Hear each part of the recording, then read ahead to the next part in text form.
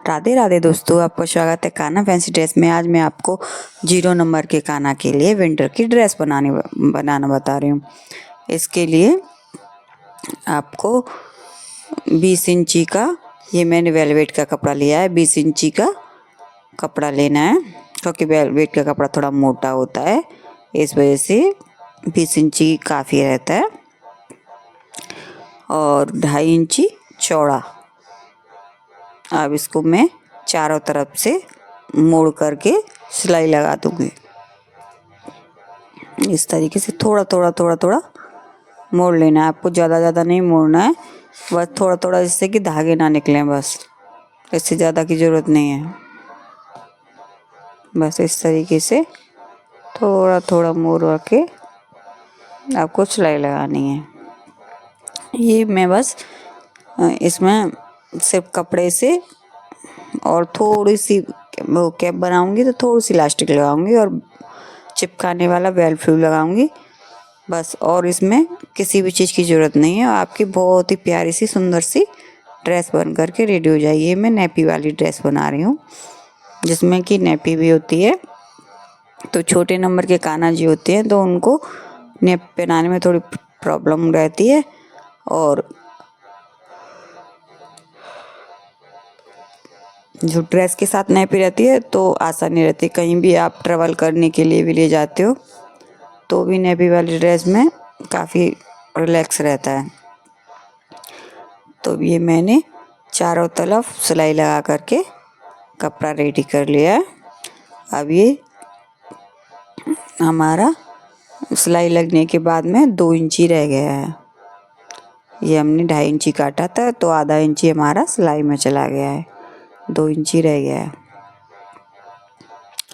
तो हमें अब इस पर चुन्नट लगाएंगे, फ्रिल बनाएंगे हल्की हल्की सी। तो ये मोटा कपड़ा है तो फ्रिल थोड़ी, मतलब मशीन बहुत मुश्किल चलती है इस पर, तो इस वजह से आपको बहुत सावधानी से कि सुई ना टूटे, उस हिसाब से मशीन को एक तो धागे को मोटा कर लेना है, और तब बहुत आराम से इसमें फ्रिल बनानी है। तो इस तरीके से आप जितनी आप बना सको उतनी फ्रिल बना लीजिए। करीब हमें वैसे 3.5 इंची रहता है कमर, लेकिन जब फ्रिल इस पे मतलब मोटा कपड़ा है तो इस वजह से अगर इसमें 4-4.5 इंची भी रह जाए तो कोई दिक्कत नहीं है, क्योंकि इसमें मोटे कपड़े में फ्रिल बनाने में थोड़ी दिक्कत आती है। तो इस तरीके से आप फ्रिल बनाएंगे। मैंने थोड़ी स्पीड बढ़ा दी है क्योंकि वीडियो काफ़ी बड़ी हो रही थी, इसलिए। अगर आपको वीडियो अच्छी लग रही हो तो एक लाइक और एक कमेंट ज़रूर करना। और अगर अभी तक मेरा चैनल आपने सब्सक्राइब नहीं किया है तो मेरे चैनल को सब्सक्राइब करो और बेल आइकन को दबाना मत भूलना, जिससे कि मेरा नोटिफिकेशन आपको मिलता रहे। तो इस तरीके से हम इसमें फ्रिल लगाते जाएंगे। अगर आपको ऊन की पोशाक बनानी नहीं आती है तो आप इसको बना करके आराम से कान्हा जी को पहना सकते हो। ये भी काफ़ी गर्म रहती है कान्हा जी को। और वैसे भी अभी तो हल्की ठंड है, अभी तो ऊन की वैसे भी नहीं पहन पाएंगे कान्हा जी, तो इसलिए अब आप ऐसी हल्की ड्रेस पहना कर रख सकते हो अपने कान्हा जी को। तो इस तरीके से आप फ्रिल लगाते जाइए। ये फ्रिल लग करके रेडी हो गई है। अब मैं इसमें कमर की पट्टी नहीं लगाऊंगी, क्योंकि 0 नंबर के कान्हा जी हैं, एक तो कमर की डोरी लगाने में दिक्कत होती है, तो इसलिए मैं कमर आपको नाप के बताती हूँ कि मैंने कितनी कमर रखी है। ये मेरी 4.5 इंची हो गई है। अगर आपकी 4 इंची भी रह जाए तो भी कोई दिक्कत नहीं है, तो भी आपकी बिल्कुल फिट आएगी।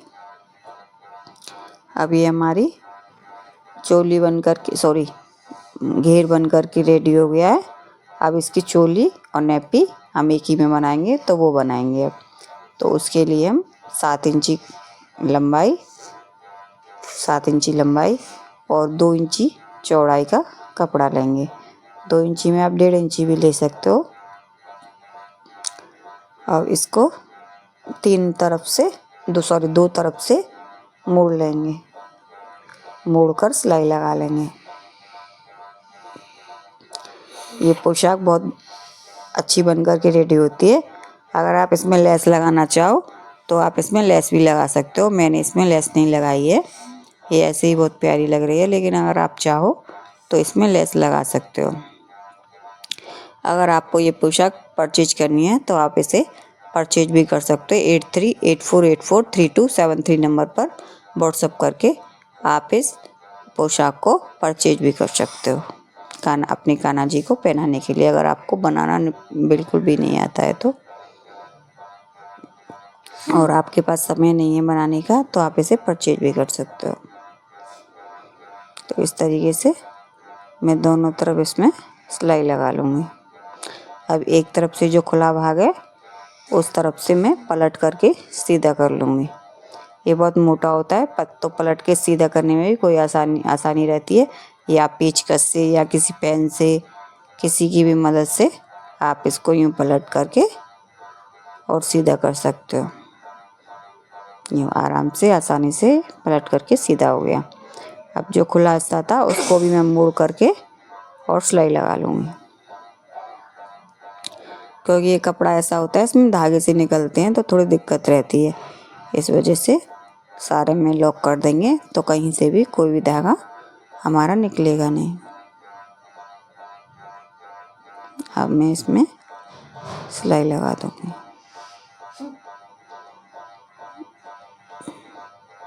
हमारी नेपी की और चोली की पट्टी बन करके रेडी हो गई है।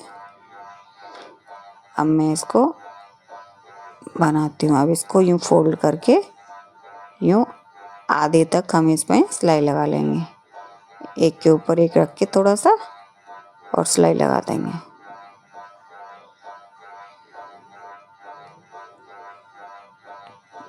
आप चाहो तो इसे अलग से भी पहना सकते हो कान्हा जी को, जिसमें डोरी लगाकर, लेकिन छोटे कान्हा जी हैं तो डोरी लगाकर पहनाने में काफ़ी दिक्कत आती है।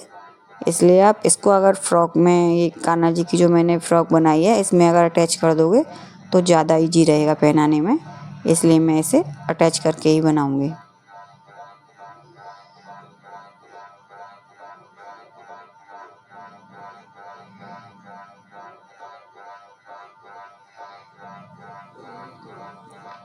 मैंने ये सिलाई लगा करके रेडी कर दिया। अब मैं इसमें अटैच करूँगी, तो इसमें मैं बीच में निशान लगा देती हूँ चौक से, जिससे कि एकदम बीच में लगे चोली। तो अब ऐसे करके मैं इसको सिलाई लगा दूँगी। जो हमारा जॉइंट था वो मैं बीच में ले दूँगी और उसमें सिलाई लगा दूँगी।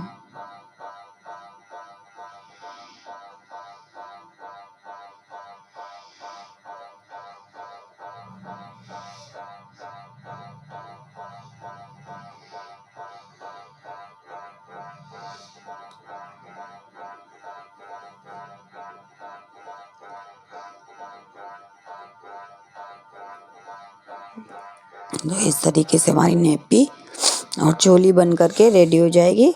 अब हम इसको बनाने के बाद में कैप बनाएंगे। तो मैं अब आपको 0 नंबर कान्हा जी के लिए छोटी सी कैप बनाना भी बताऊंगी, जो कि आप कान्हा जी को पहना पाओगे। तो ये अभी मैं इसमें बेल फ्लू लगा रही हूँ, क्योंकि इसमें डोरी लगाने में दिक्कत होती है।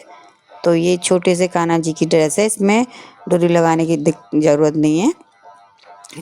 इससे भी आप आराम से लगा के पहना सकते हो।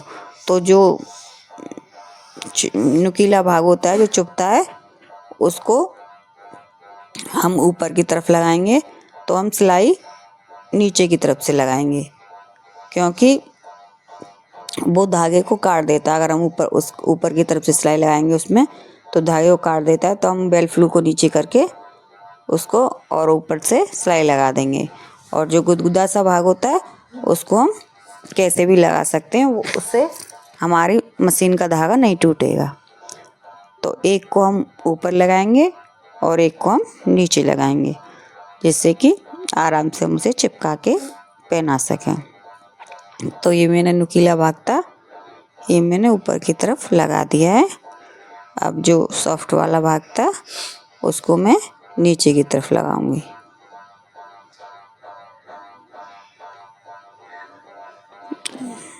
तो मैं एक तरफ इसको लगा देती हूँ।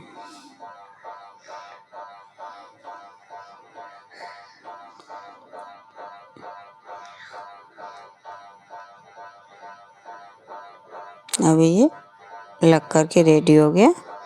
तो इस तरीके से हम लगा के इसको पहना देंगे कान्हा जी को। मेरे पास 0 नंबर के कान्हा नहीं है तो इसलिए, लेकिन ये मैंने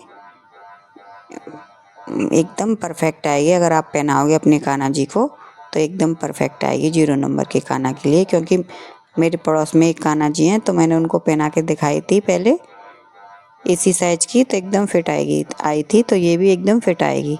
तो ये मैंने कैप बना रही हूँ। तो कैप मैंने ये 1.5 इंची का कपड़ा लिया है। 1.5 इंची का कपड़ा लेकर के चौकोर और उसको मैंने गोल सर्कल में कट कर दिया है। तो हम इसको मैं चारों तरफ रिबन ले लेंगे, तो रिबन लगा लेंगे। अगर आपके पास रिबन ना हो तो आप कोई भी कपड़ा लगा सकते हो या कोई भी लेस लगा सकते हो चौड़ी वाली, वो भी अच्छी लगती है। या फिर ये वाला जो आपने कपड़ा, जिस कपड़े से आप बना रहे हो वो कपड़ा भी लगा सकते हो। ये इस वजह से लगाया जाता है कि धागे ना निकले। तो आप कोई भी जैसा भी आप चाहो वैसा आप कपड़ा लगा सकते हो। और थोड़ी डिजाइन भी बन जाती है, जैसे किनारे किनारे पर थोड़ी डिजाइन सी भी हो जाती है इस तरीके से। तो मैं इस रिबन को लगा करके रेडी कर लूँगी। देखो ये मैंने रिबन लगा करके रेडी कर लिया है। तो अब मैं बीच में इलास्टिक लगाऊंगी।